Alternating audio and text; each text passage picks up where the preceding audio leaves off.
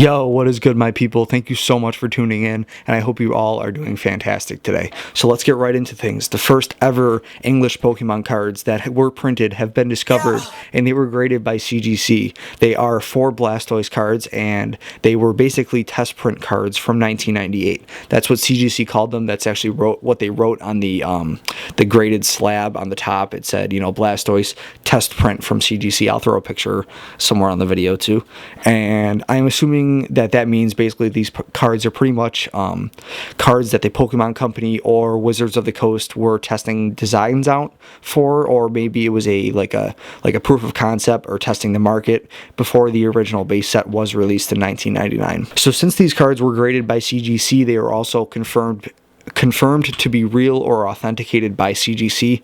I have no idea how one would actually authenticate these cards, since they were literally printed before the original base set, so there's really nothing to go off of with these. I'm not a Pokemon card expert, and I will never claim to be one, so I can't give you any insight on how these were actually authenticated, but CGC is a reputable company, and they are real cards. So like I said, the cards were graded by CGC, and they got the following grades. 2 of them got a 6.5, one of them was a 7.5, and the fourth one got an 8.5, and it was actually printed on holofoil paper. It was a holo, so that's pretty cool. Something really interesting about these cards is that 3 of them were printed on Magic the Gathering cards. So the front was the Blastoise card, and on the back, I'll throw up a picture if I can find a picture of the back. The back of it was a Magic the Gathering card, and then the fourth card was just printed on a blank back.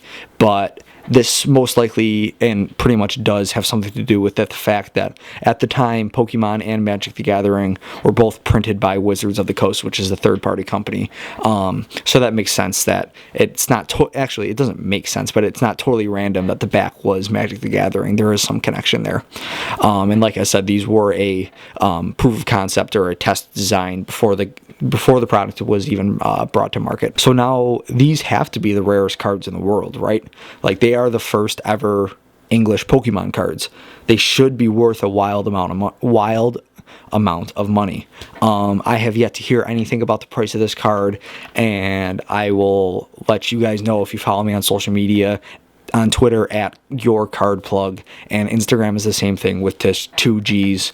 Someone else took YourCardPlug with 1 G on Instagram, so I had to have the 2 G's. But if you follow me on social media, I would obviously tweet something like that out right away, so you guys can hear it first, and then I would mention it in a video like this after. But once we do hear something about a price for these cards, I am definitely going to share that out right away, because that is something that I'm eagerly waiting for. Also, one thing that I haven't heard anybody talk about is how big this really is for CGC as like a grading company. If these cards keep getting the attention that they are, and they end up being one of the most, if not the most valuable Pokemon cards in the world, this is really going to put CGC like on the map as a grading company. This will make CGC more reputable as well, and they will also are likely to experience a increase in their prices of graded cards. One of the big pulls from CGC right now is that there's a 30-day turnaround when you submit a card to be graded. PSA is like 7 months. Like I've heard people waiting 7 months to a full year waiting for their PSA graded cards. If CGC is going to become more reputable, more reliable, and more popular altogether, it might become a more viable option for collectors to have their cards graded by CGC instead of BGS or PSA. So now I kind of want to switch gears. With the Pokemon card market being so crazy in the recent couple months, I want to take this time to maybe ease your mind if you have some money tied up in these cards, especially vintage cards right now. A couple months ago, we entered this crazy Pokemon card market, like I said, where card prices, vintage in particular, were driven way up by multiple celebrities getting into the Pokemon card world, like Logan Paul and Logic, for example. They were both opening, base set cards, the rarest cards, live streaming it on YouTube, Twitch, all social media, and that drove card prices way up. And now we have gotten into the kind of market where we're seeing a little bit of a drop in prices on these vintage cards. This is the market correcting itself. We knew that the market was inflated, and we knew that prices were way higher than they have ever been.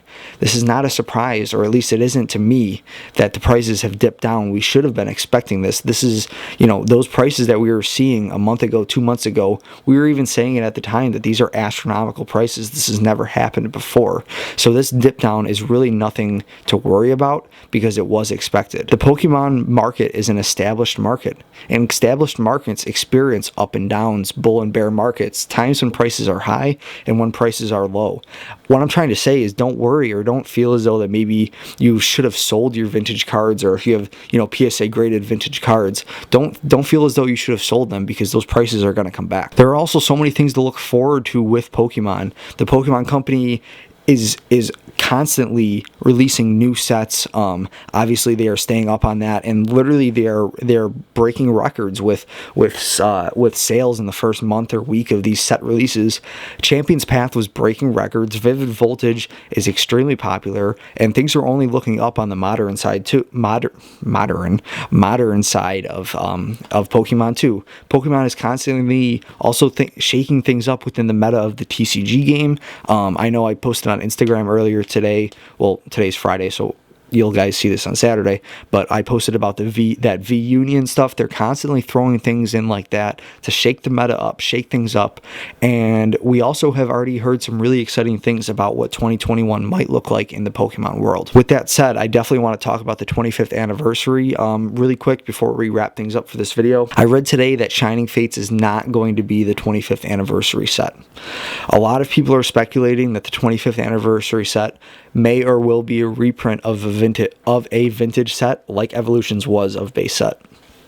If, and I mean if, the 25th anniversary set is going to be a reprint, because that's not confirmed, obviously. That is just mass speculation by a lot of people in the market.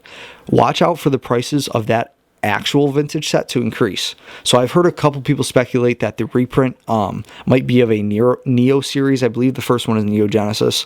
So it should be of Neo Genesis, or that's what people were saying anyway, since that was the beginning of Generation 2, which would be cool. But I will look out for Neo series in general, or Neo Genesis in specific, those actual cards to experience a big price increase, as a lot more attention will be going towards that set as the artworks may be reprinted. I would also love to see a Team Rocket reprint. Obviously that is my favorite set. I talk about it all the time, and I'm working on that master set right now, so it would be cool to see those artworks reprinted again. So that about wraps things up for this video. Let me know what you think in the comments, what I should talk about next. Thank you so much for tuning in, and if you liked the video, like the fucking video, and make sure to like and subscribe too. Thanks. Bye.